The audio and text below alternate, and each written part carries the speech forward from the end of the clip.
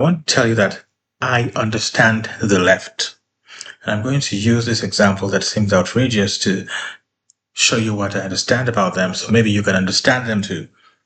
Now, this lady is trying to set an immoral equivalence, I would say. Not a moral equivalence. She's trying to set an immoral equivalence to establish an immoral equivalence between keeping LGBTQ books from kids and depriving children from learning about Black history.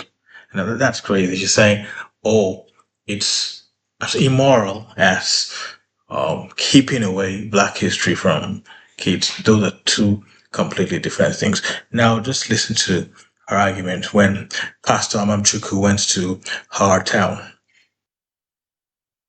Wouldn't it be just as unjust to not teach about race in school, or the history of racism, or the history of persecution? Are you going to lecture me on racism? No, I'm saying. I mean, because most white people like to do that. White liberals. Are you going to lecture me on racism? Not at all. I mean, look at this. This white lady's going to lecture a 6'4" African American on racism. This is. Now, the reason why she chose that argument obviously was because he's a Black man, and she must have felt he would say, oh, I don't like racism, therefore I don't like them taking away inappropriate books from kids. She thought that was the appropriate thing for her target in the argument, but that was very lame intellectually. It was weak and lame, and of course, it just made her look watery. This is insane. And I want to You're going to teach me about racism. Morally opposed Are you going to teach me about racism? Just like I'm morally opposed to homophobia. Are you going to teach me about racism? I'm morally opposed to racism, just like I'm morally opposed to homophobia. Now, this is the thing. Everybody needs a moral gap. They need something for which they feel they are good and they're moral. And because they were not properly directed while growing up, because of the absence of God in their lives, any kind of garbage secularly sold to them as moral superiority, they take it on as their personal moral gap. Because everyone have an inner desire to feel like they are good and they have morals. So this garbage is spewing here. That's her moral gap.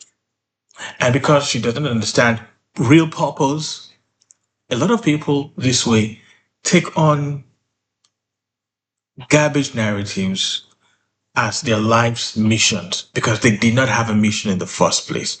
They did not have a perspective about what was important and what was not important. And that's because God was not there in the first place.